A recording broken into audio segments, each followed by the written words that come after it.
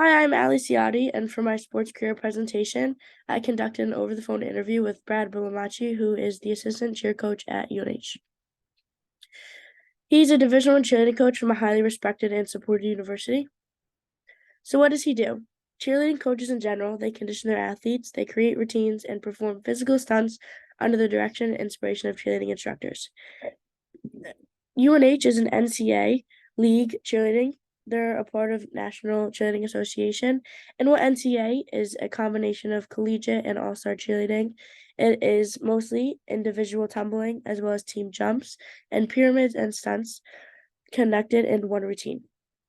So, in order to protect the safety of both themselves and spectators at events, cheerleading coaches also teach their cheerleaders technique and how to execute cheers and stunts correctly. Brad Bromacci is the assistant cheerleading coach at the University of New Hampshire under the head coach, who is Scott Rigoli. I chose Coach Brad because when my life gets stable and I can support myself, I want to be a cheerleading coach for a respected university. So I conducted an interview over the phone with him. And so the information I found out about Brad and his past life and his life, he graduated with a high school diploma. He was also diagnosed with lymphoma and non-Hodgkin's disease in 5th and 6th grade. He pulled out of school after graduating high school as his sickness kind of started to grow more and he needed to focus on himself. In high school, he played tennis and he also ran track. And he did not attend college as he thought it was too hard and that school wasn't for him. He currently works at a restaurant to help cover the rest of his bills that his average salary from cheer does not cover. Brad's past in cheerleading, he was unofficially associated with his town cheer program because of his sister, but he would attend practices and cheer with them. He did not want to officially be a cheerleader as it was not the norm for guys to cheer back then, and he didn't want to be looked at as something different. He met Scott Rigoli later in his life, and he met him, and they both coached at Boston University. And once they met other people and other athletes at Boston University, they then transferred to University of New Hampshire. They currently are coaches at Drake High School and UNH. A day in a life, he does the same thing every day, and he calls his daily life low key. He works at his restaurant from 9 to 2, and after that, he drives to Drake High School and helps coach them from 2:15 to 5:45. He then drives to UNH, and on Mondays and Thursdays, he worked with the Blue Crew, which is the intermediate all-girl team, from 6:45 to 10:30.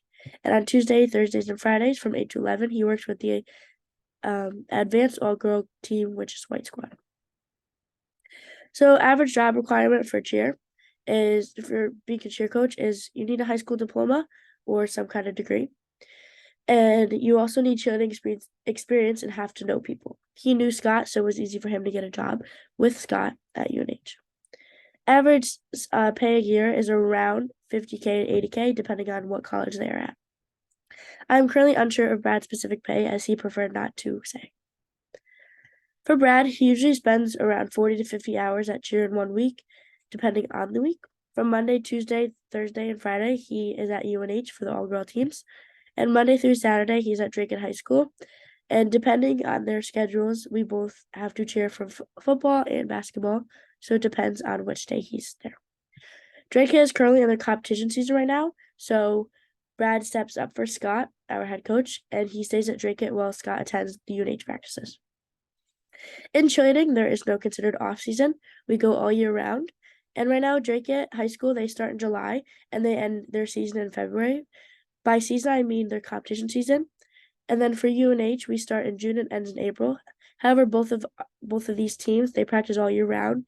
And for UNH, we tend not to go home for vacation as we have practices. Does he like his job? Brad stated that he absolutely loves his job because of the bonds and memory he makes with the athletes. Being there for them and just being in the atmosphere in general brings him joy. He also has met a lot of new people. He coached Maddie Brum, who is a professional cheerleader. She's famous. She was on the Netflix series Cheer for Navarro Junior College. Brad and Scott coached Maddie Brum together for Drake High School and led her into success for Navarro College. The toughest part is knowing how to coach each athlete differently, and Brad is a very loving and caring person, and for him, having a personal connection, it makes it easier for him to coach them. Team success in training is a very big thing. It affects Brad's job tremendously because if a cheer team is not succeeding, it makes their practices miserable and extremely hard for both the coaches and the athletes to get through practice. However, if the team is succeeding, it makes his job a lot easier. It makes the team happier. It makes the team environment a lot more enjoyable. In 2017, UNH won the NCAA Nationals in Daytona, Florida, and their season, Brad recalls, was one of the most enjoyable seasons as his athletes worked hard every single day as they had one main goal, and that was to win nationals. So, advice for Brad. I told Brad that when I'm older, I would love to be a college coach. And if I don't end up being in college, I would love to do high school cheer. I've been cheering since I was 3 years old, and it's my dream to help younger girls and younger athletes to succeed. So he told me to take school seriously, even though he did not attend college. It would help, and it makes it a lot easier to use your diploma to find a stable job before ending up as a head coach. He also told me to be patient and try new things as well as having fun. Um, he also told me to enjoy the process as it's going to get extremely hard sometimes, but in order to succeed, you need to keep going and not give up. And basically, the same thing as what I got out of the interview is life's not always perfect. Brad did not have a perfect life, and he knew that. And he basically told me that success takes time, and if you want to succeed in life, you need to keep going. And a little cliche thing that I also learned is that chase your dreams, don't give up on them. If there's something in life that you want, you need to go after it in small goals and not big goals. And then these are my sources.